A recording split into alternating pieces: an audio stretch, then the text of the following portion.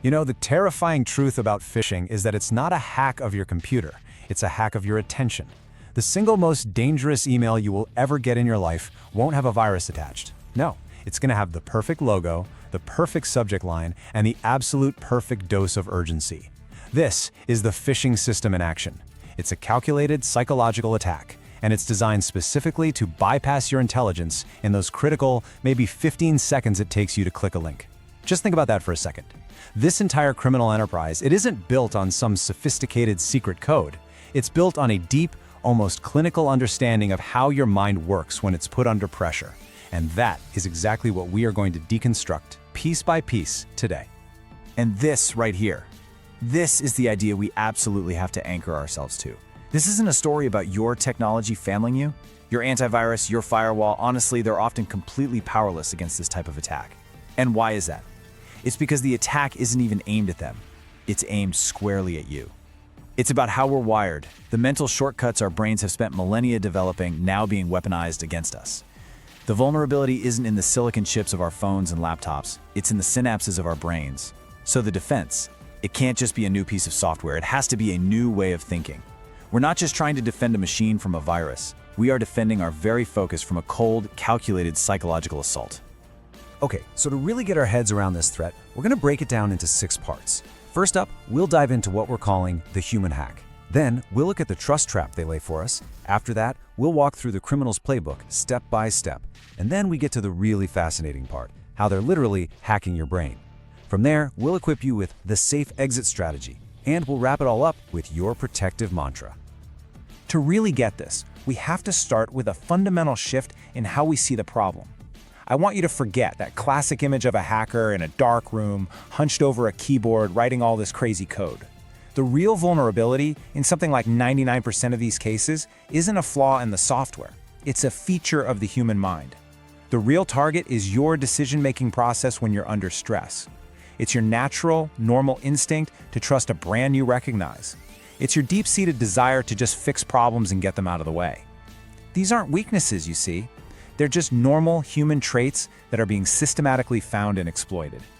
Now, the language on this slide is incredibly precise, and it's really worth taking a closer look.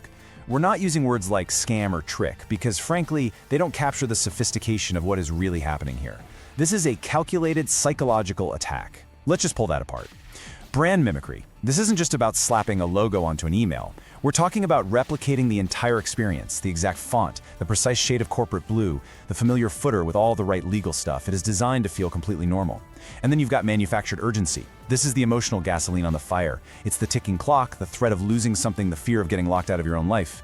When you combine those two things, they have one single goal: to bypass your conscious, rational brain and trigger a purely reflexive, panicked click. It's a system that's engineered to make you react, not think. So where's the crime scene for this attack? Well, it's not some shadowy corner of the dark web. The crime scene is the place we all spend hours every single day. Our email inbox, our text messages, our social media DMs.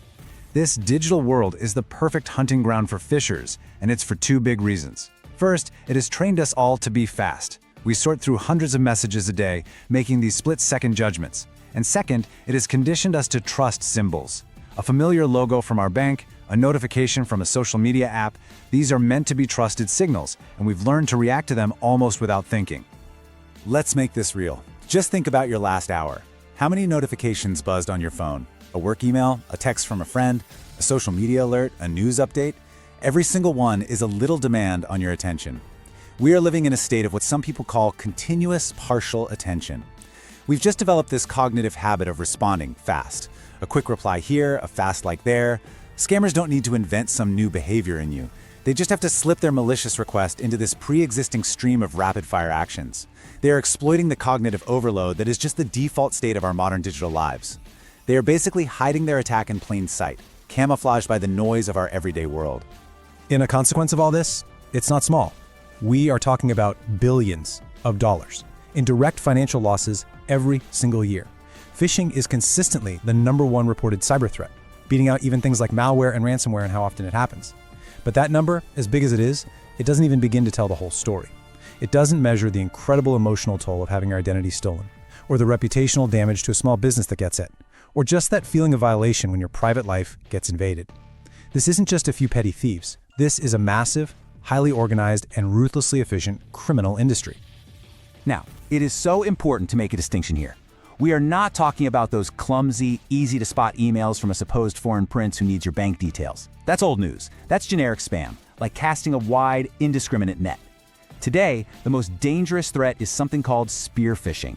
This is the difference between a net and a laser-guided missile. A spear phishing email, it's going to use your real name. It might reference a conference you just went to, or a project you're working on. Maybe it even mentions a coworker by name. It feels personal because it is personal. The attackers have done their homework, often just scraping data from your public social media profiles. It has just enough specific detail to completely disarm your skepticism and make you think, oh, okay, this is for me. This has to be real. This is the precision-guided, weaponized version of the attack, and it is designed for maximum impact. Okay, so how does this attack actually play out? It's not chaotic, it's not random. It is a carefully orchestrated, three-stage process. A playbook that is executed with cold, calculated precision.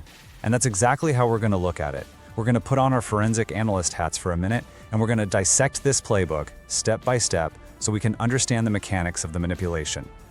At the heart of every single successful phishing attack are these three distinct phases. It always starts with a subtle, disarming setup. We call it targeting and grooming. Then, the trap is sprung with the hook and escalation. And it all finishes with extraction and concealment, the actual theft, followed by a getaway that's often impossible to trace. Recognizing this three-act structure is the single most important skill you can have to defend yourself. All right, stage one, targeting and grooming. This is all about psychological conditioning.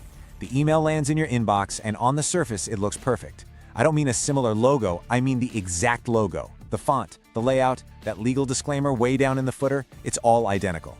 The subject line is something totally normal, something you've seen a million times. Your monthly statement is available, or important security update. The purpose of this stage is not to alarm you at all. It's to do the exact opposite.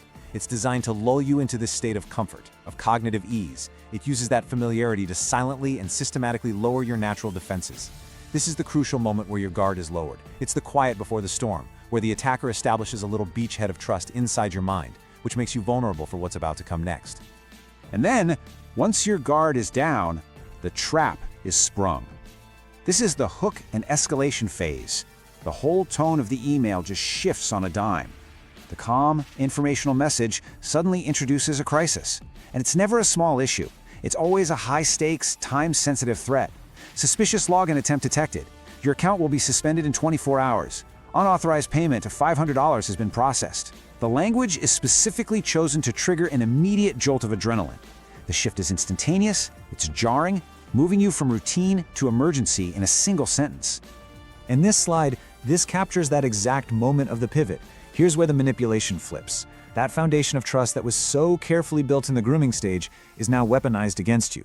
The familiar logo and the professional tone, they're not there to comfort you anymore. They are there to make the threat feel real.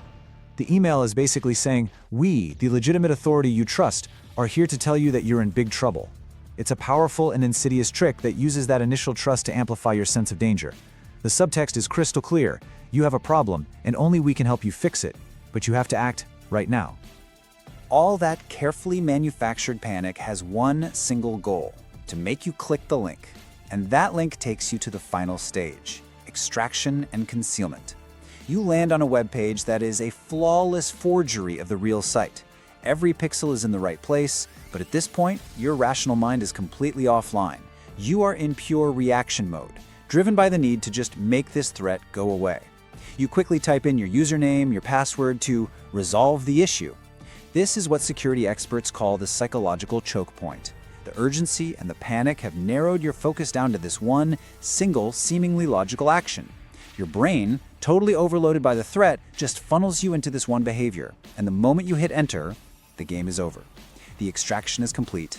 The criminals have your credentials, and they will move with lightning speed, often emptying accounts or selling your data before you've even had a chance to realize what just happened. So, this brings us to the most important question of all. Why is this so ridiculously effective? Why does this work on intelligent, careful people every single day? Well, the answer is that the attack is not designed to beat your intelligence. It's designed to completely bypass it by exploiting the inherent, predictable shortcuts and biases that we all have in our brains. So let's look at the psychology that makes this whole system work. The entire system is basically built on weaponizing two fundamental psychological principles. The first is what psychologists call the authority heuristic. Really, this is just a mental shortcut our brain uses that tells us, hey, trust and obey figures of authority. So when an email perfectly mimics your bank or your boss or a government agency, your brain's default programming is just to comply. It's an automatic, unconscious response. The second piece is the panic response. When our brains are hit with triggers of urgency and scarcity, phrases like act immediately or final notice, our emotional center, the limbic system, just takes over. It effectively hijacks our rational, logical prefrontal cortex. You literally stop thinking and you start reacting. This slide right here gives you the perfect picture of that internal battle that a phishing attack creates in your mind.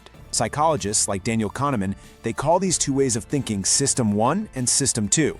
System 1, that's our fast, intuitive, emotional brain. It's the autopilot we use for most of our day. System 2, that's our slow, deliberate, analytical mind. It's the one we have to turn on when we need to really focus and solve a problem. The entire phishing system is engineered to lock you into System 1. The brand mimicry, the urgent language, the threat, it's all designed to keep you on autopilot and prevent you from ever engaging your slow, skeptical, and logical System 2 brain. Your only effective defense then is to consciously and deliberately force that mental gear shift. Okay, so now that we have completely deconstructed the attack, how do we build an effective defense? The answer isn't some new piece of software or a complicated technical fix. The answer is a simple, clear, and repeatable protocol. It's a strategy designed to disarm all those psychological traps and empower you to take back control from the attacker in those critical first few seconds. The very first step in your defense is pattern recognition. You need to commit this combination to memory. This right here is the unmistakable fingerprint of a phishing attack. It is the combination of three distinct things: a powerful sense of urgency, the sudden introduction of a high-stakes crisis, and a direct call for you to click on an unsolicited link. When those three things show up together in an email or a text, that is your absolute non-negotiable signal to stop everything you are doing and turn on your analytical brain. This pattern is your early warning system. The second you recognize that red flag pattern, you immediately execute the safe exit strategy. It has three simple sequential steps. First, stop. Do not click the link. Do not reply to the message. Don't even forward it. Just stop. The single most important thing you can do is break the momentum of that panic response. Second, exit. Physically remove yourself from the attack environment. Close the email tab, delete the text message. By removing the stimulus, you give your rational brain the space it needs to come back online. And third, and this is the most critical step of all, verify. If there's any tiny part of you that thinks the threat might actually be real, you have to verify it, but you have to do it through an independent and trusted channel. That means you never use any links or phone numbers from the suspicious message. Instead, open a brand new browser window and manually type in the official web address. Use the company's official app that you already have on your phone. Or, if it's about money, call the customer service number that's printed on the back of your physical card. This three-step process systematically dismantles the attack and puts you back in complete control. But what if a mistake has already happened? What if you did click the link and you put in your information? The key here is to act with speed and with precision to control the damage. First, immediately go to the real, official website of that service and change your password. And if you use that same password for anything else, you gotta change it there too. Second, and this is absolutely non-negotiable for all of your important accounts, enable multi-factor authentication, or MFA. MFA is a simple but incredibly powerful security layer that requires a second piece of info, usually a code sent to your phone, on top of your password. This means even if a criminal has your password, they still can't get into your account. It is the single best technical defense you can have.